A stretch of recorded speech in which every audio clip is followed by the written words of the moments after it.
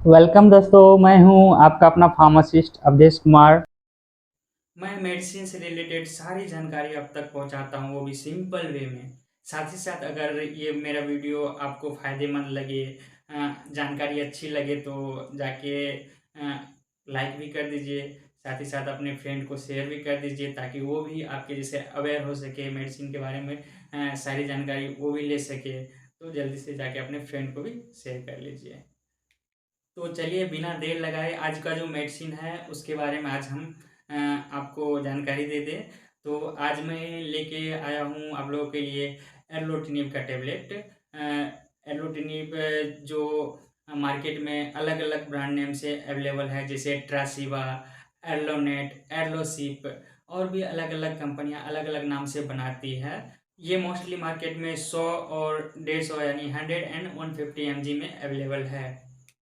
इसकी यूज की बात किया जाए तो एर्लोटिनिब को non small cell lung cancer में यूज करते हैं, जो लंग कैंसर का एक टाइप है। साथ ही साथ एर्लोटिनिब को पैंक्रियाटिक कैंसर में भी यूज करते हैं, पैंक्रियाटिक कैंसर को ट्रीट करने के लिए। अगर हम non small cell lung carcinoma यानी कैंसर की बात करते हैं तो ये कहाँ से आया, कैसे बना, non small cell lung cancer कैसे नाम पड़ा, तो इसके बारे में जानने के लिए थोड़ा सा पीछे आते हैं लंग कैंसर के क्लासिफिकेशन की तरफ। लंग कैंसर को दो तरीके से क्लासिफाई किए हैं। पहला है हिस्टोलॉजिकली और दूसरा है क्लिनिकली। तो पहले हम बात करते हैं हिस्टोलॉजिकली के। तो हिस्टोलॉजिकली लंग कैंसर को 5 पार्ट में डिवाइड किया है, ठीक है। जिसमें से पहला है स्मॉल सेल कार्सिनोमा यानी स्मॉल सेल लंग कैंसर, ठीक है।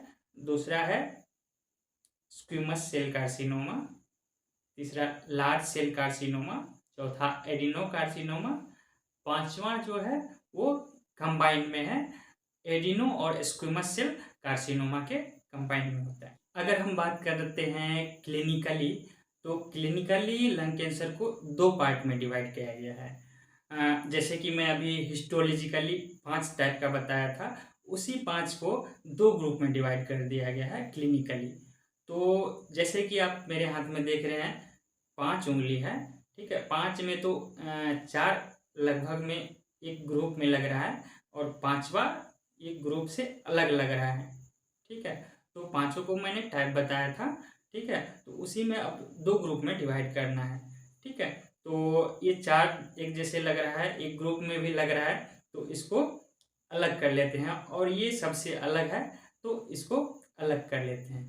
तो इसको मैंने जैसे नाम दिया था स्मॉल सेल कार्सिनोमा यानी स्मॉल सेल लंग कैंसर बताया था, ठीक है। तो इसको अलग कर लेते हैं। बाकी जो मैं बताया था squamous cell carcinoma, large cell carcinoma, adenocarcinoma, और दोनों का कंबाइन में था एडिनो और स्क्विमस, दोनों कंबाइन में हो जाता है तो उसको कंबाइंड बोलते हैं, ठीक है, स्क्विमस और एडिनो, ठीक है। तो ये 4 अलग हो गया, तो दो कैटेगरी में हम इसको अलग कर लेते हैं। तो इसका तो नाम ऑलरेडी स्मॉल सेल कार्सिनोमा में बताया ही था, और चारों को मिला के जो बनता है उसको नॉन स्मॉल सेल कार्सिनोमा बोलते हैं।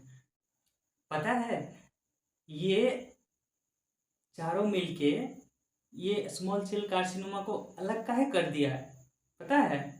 नहीं पता है तो चलिए अभी जान लीजिए, ठीक है। ये जो स्मॉल सेल है ना, स्मॉल सेल जो लंग कैंसर है, ये बहुत ज़्यादा फैलता है, बहुत स्पीड में फैलता है, ठीक है। बहुत जल्दी इसका प्रोलिफरेशन होता है, ठीक है। और ये चारों का जो है ना इतना ज़्यादा स्पीड में नहीं होता है, ये लोग धीरे धीरे मतलब सुस्त सुस्त है, ठीक है। तो ये सब जल्दी नहीं फैलता है, थोड़ा सा टाइम लगता है, धीरे धीरे फैलता है। लेकिन ये जो है ना, ये जब तक डायग्नोस करते हैं ना, डॉक्टर जब तक डायग्नोस करते हैं तब तक ये एक ऑर्गन से दूसरा ऑर्गन में फैल गए रहते हैं, ठीक है। जैसे लंग कैंसर है ना, तो ये लंग से निकल के ना बोन मेरो में, ठीक है, किडनिया में, अदर ऑर्गन में घुस जाता है, ठीक है। इतना जल्दी फैलता है। और ये जो स्मॉल वाला है ना, ये जो है ना मात्र 20 से 25% लंग कैंसर के पेशेंट को होता है, ठीक है। मात्र 20 से 25% जो है पूरा लंग कैंसर का जितना पेशेंट होता है ना, उसमें परसेंटेज अगर निकालें तो मात्र 20 से 25% लोगों को छोटका वाला यानी स्मॉल सेल लंग कार्सिनोमा जो होता है लगभग 20 से 25% लोगों में ही देखा गया है, ठीक है। लेकिन ई जो है ना नॉन स्मॉल सेल कार्सिनोमा, ई 75 से 80% इसका जो है लंग कैंसर में 75 से 80% जो लंग कैंसर का केसेस है इसी का है। इसको घमंड जो हो गया ना, तो घमंड होने के बाद जो नहीं चारों को ये बोलता है कि हम तुम लोग के साथ नहीं रहेंगे, ठीक है, हम तुम लोग के साथ नहीं, हम आप अकेले काफ़ी है, ठीक है, तो हम अलग रहेंगे, तुम लोग के साथ नहीं रहेंगे। तो ठीक है, तो चारों क्या करेगा, बोला कि जाओ जाओ हम स्मॉल सेल लंग कैंसर के बिना ही मतलब काम चला लेंगे, 4 लोग हम काफ़ी है, ठीक है, तुम अलग हो जाओ, आज से हम स्मॉल सेल नहीं रहेगा हमारे साथ, ठीक है, तो हम नॉन स्मॉल सेल रख लेते हैं, ठीक है। तो नॉन स्मॉल सेल मतलब स्मॉल सेल उपस्थित नहीं है, मतलब अनुपस्थित है इसमें हमारे ग्रुप में, ठीक है। तो उस दिन से ये अपना नाम नॉन स्मॉल सेल कार्सिनोमा रख लिया, और वो स्मॉल सेल तो है ही है अलग में, ठीक है। तो 2 पार्ट में हो गया, तो एगो हो गया स्मॉल सेल, एगो हो गया नॉन स्मॉल सेल। तो ये जो चारों जो आता है एडिनो कार्सिनोमा, ठीक है, large cell carcinoma, adenocarcinoma, large cell carcinoma, squamous cell carcinoma, और कंबाइंड वाला जो बताए हैं एडिनो और स्क्विमस वाला, ये जो है एक ग्रुप में है, ठीक है। तो ये चारों में से अगर कोनो होता है ना, तो उसके लिए हम एर्लोटिनिब का यूज करते हैं, यानी डॉक्टर आपके जो है उसमें उस टाइप के कैंसर जो होता है उसमें एर्लोटिनिब यूज करते हैं, ठीक है, समझ रहे हैं ना हमारी बात। तब आज से तो पता चल गया ना कि कौन कौन चीज़ में यूज करते हैं एर्लोटिनिब का। तो non small cell lung cancer में एर्लोटिनिब का यूज करते हैं आपके डॉक्टर साहब, ठीक है। और अगर पैंक्रियाटिक कैंसर है, ठीक है, तो उसमें भी एर्लोटिनिब का यूज करते हैं, ठीक है। तो एम जो है इनिशियल जो कीमोथेरेपी होता है उससे पहले करते हैं, ठीक है, या उसके बाद भी एर्लोटिनिब से ट्रीट करते हैं, ठीक है। एर्लोटिनिब इनिशियल कीमोथेरेपी जो होता है, इनिशियल में आपका आता है जैसे सिस्प्लेटिन या कार्बोप्लेटिन में से कोई एक होगा, ठीक है, और साथ ही साथ एक और दवाई होगा जिसमें पेक्लिटेक्सेल, जेमसिटाबिन, ये सब में से कोई एक होगा, ठीक है। तो इसको इनिशियल बोलते हैं, यानी जब इनिशियल कीमोथेरेपी काम नहीं करता है, फेल हो जाता है, तो उस कंडीशन में इनिशियल कीमोथेरेपी के बाद एर्लोटिनिब को यूज करते हैं। और पैंक्रियाटिक कैंसर में एर्लोटिनिब के साथ जेमसिटाबिन को कंबाइन में दिया जाता है। एर्लोटिनिब से ट्रीटमेंट जारी रखने के क्रम में कुछ टेस्ट की ज़रूरत पड़ सकती है, जैसे कि CBC, RFT, LFT, खून का जांच, किडनी का जांच और लीवर का जांच, जो आपके पेशेंट का फिटनेस जानने के लिए आपके डॉक्टर करवाते हैं। इसके अलावा भी कुछ टेस्ट पेशेंट के कंडीशन और ज़रूरत के हिसाब से डॉक्टर करवा सकते हैं। अगर हम एर्लोटिनिब की डोज की बात करते हैं तो ये non small cell lung cancer में 150 mg की एक गोली यानी 150 mg की एक गोली पर डे खिलाते हैं। और पैंक्रियाटिक कैंसर की बात करें तो वो 100 mg की एक गोली यानी 100 mg की एक गोली पर डे खिलाते हैं।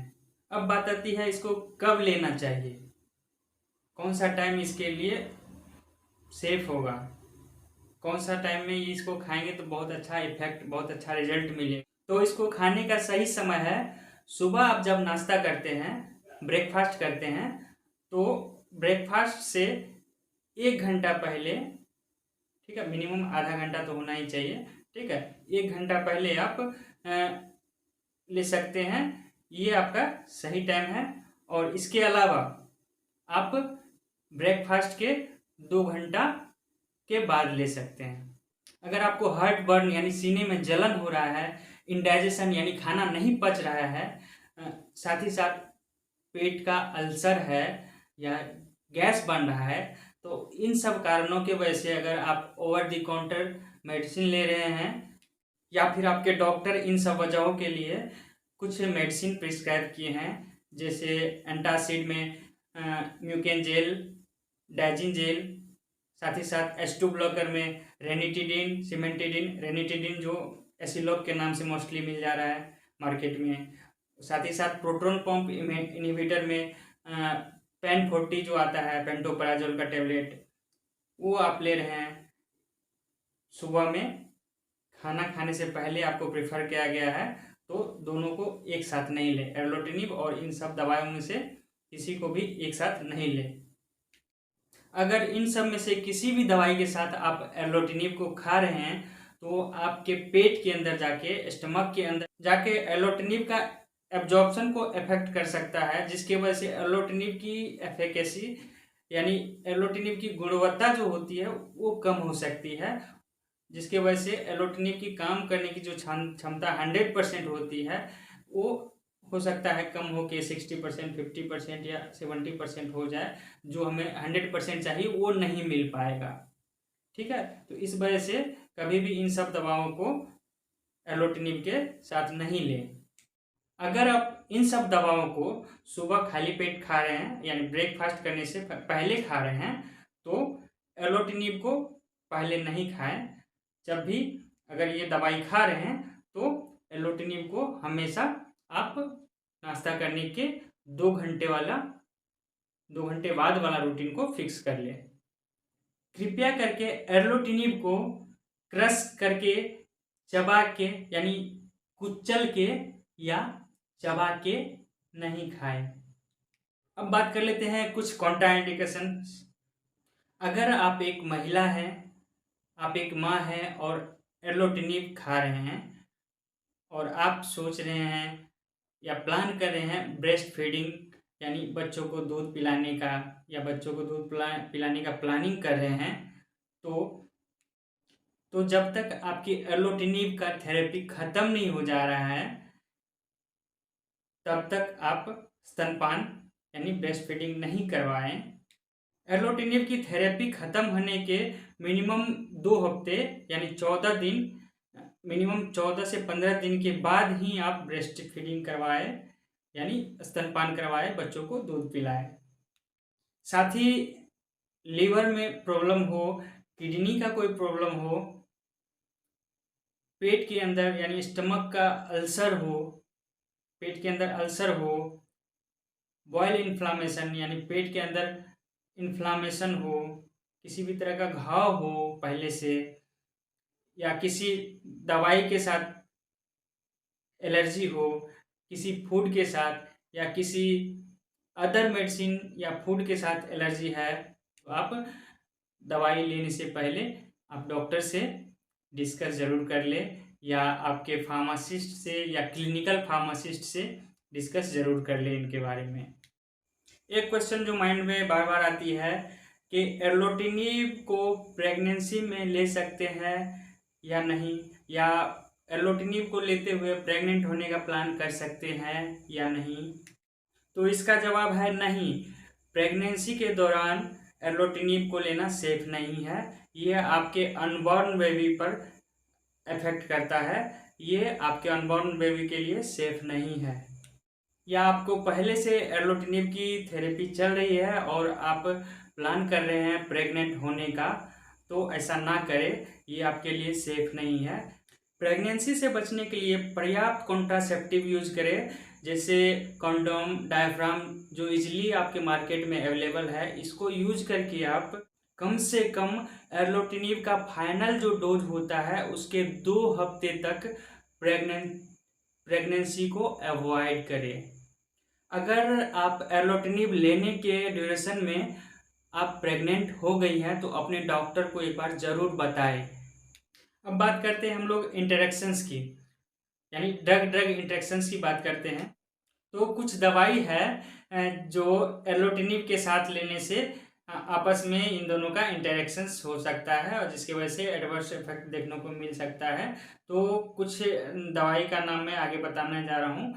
अगर आप एर्लोटिनिब ले रहे हैं तो इसको साथ में ना लें। अगर ले भी रहे हैं तो आप डॉक्टर से एक बार डिस्कस कर ले, या अपने क्लिनिकल फार्मासिस्ट या फार्मासिस्ट से एक बार डिस्कस कर ले, ये आपके लिए सेफ रहेगा कि नहीं। तो चलिए किन किन ड्रग के साथ इसका इंटरेक्शंस हो सकता है बात करते हैं।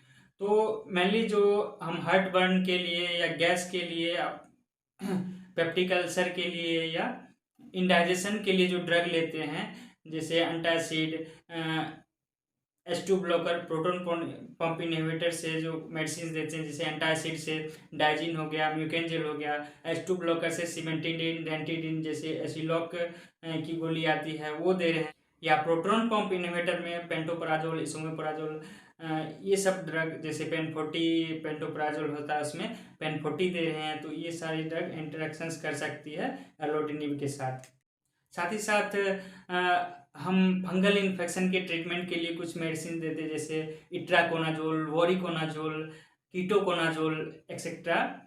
ये भी एर्लोटिनिब के साथ इंटरेक्शन करके कुछ इफेक्ट शो करेगी। कुछ दवाई जो HIV के ट्रीटमेंट के लिए दिया जाता है, जैसे एटाजनावीर, इंडिनोवीर, रिटोनावीर एंड स्क्विनावीर। एपिलेप्सी के ट्रीटमेंट के लिए कुछ दवाई है, जैसे कार्बामाजिपिन, फिनोबार्बिटॉन या फिनोबार्बिटल भी बोलते हैं इसको। साथ ही साथ फेनिटोइन, मिडाजोलम। साथ ही कुछ एंटीबायोटिक जो बैक्टीरियल इन्फेक्शन के ट्रीटमेंट के लिए देते हैं, जैसे सिप्रोफ्लॉक्सासिन, रिफाब्यूटिन, एरिथ्रोमाइसिन, रिफाम्पिसिन एक्सेट्रा। इन सब दवाओं के साथ एर्लोटिनिब का इंटरेक्शन है। इन सब दवाओं के साथ कभी भी एर्लोटिनिब को ना लें।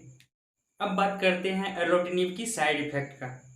एर्लोटिनिब की वजह से डायरिया यानी दस्त हो सकती है, टायर्डनेस यानी थकावट हो सकती है, लॉस ऑफ एपेटाइट यानी भूख में कमी हो सकती है, वेट लॉस वजन में कमी हो सकती है, डिफिकल्टी इन ब्रीदिंग सांस लेने में दिक्कत हो सकती है, कफ हो सकती है, कुछ इन्फेक्शंस देखने को मिल सकता है, नोजिया और वोमिटिंग हो सकती है, डिहाइड्रेशन यानी शरीर में पानी की कमी हो सकती है, ड्राई स्किन सूखा सूखा लगना, डार्क कलर इन यूरिन पेशाब का कलर में चेंज हो जाना, डार्क कलर का हो जाना, थर्स्ट यानी प्यास लगना, वीकनेस कमजोर फील होना, इचिंग खुजली होना, साथ ही साथ फोलिकुलाइटिस यानी बाल का जो रूट होता है उसके आसपास इन्फेक्शंस होना, unusual hair loss and thinning बाल का झड़ना और बाल का पतला हो जाना, कंजक्टिवाइटिस जैसे आँख के अंदर इन्फ्लामेशन हो जाना, रेडनेस दिखना, स्वेलिंग हो जाना, आँख के अंदर इचिंग होना। इसको लेते हुए नाक से ब्लीडिंग आ सकती है, नाखून के चारों ओर स्वेलिंग हो सकती है। कुछ ऐसे साइड इफेक्ट देखने को मिल सकता है जिसको आप देखते ही अपने नज़दीकी हॉस्पिटल या अपने डॉक्टर को इन्फॉर्म करें या इमरजेंसी में एडमिट करवाएं, जैसे शॉर्टनेस ऑफ ब्रीथ, सांस लेने में बहुत ज़्यादा कठिनाई हो रही है आपके पेशेंट को, या स्टमक यानी पेट के अंदर बहुत ज़्यादा पेन हो रहा है, बहुत ज़्यादा दर्द हो रहा है या डिस्कम्फर्टेबल फील कर रहा है आपके पेशेंट। साथ ही साथ बहुत ज़्यादा डायरिया हो रहा है, लगातार डायरिया हो रहा है या लगातार वोमिटिंग हो रही है। इन सब के अलावा अगर कुछ अनवांटेड रिएक्शंस देखने को मिल रहा है, कुछ अनवांटेड इफेक्ट देखने को मिल रहा है पेशेंट के बॉडी पे, तो जल्दी से इसकी रिपोर्ट अपने AMC adverse drug monitoring centre को दे। अगर आपको AMC के बारे में नहीं मालूम है तो ये रिपोर्ट आप मुझे भेज सकते हैं मेरे मेल आईडी पर। मेरा मेल आईडी है info@abdhesshkumar@gmail.com info@avdheskumar@gmail.com। उम्मीद है मेरे द्वारा दिए गए एर्लोटिनिब के बारे में सारा इन्फॉर्मेशन आपके लिए यूजफुल होगा। मेडिसिन के बारे में ऐसे ही यूजफुल वीडियो आप लोगों के लिए यूट्यूब के माध्यम से मैं लाता रहूँगा। तब तक के लिए मैं विदा चाहता हूँ। धन्यवाद।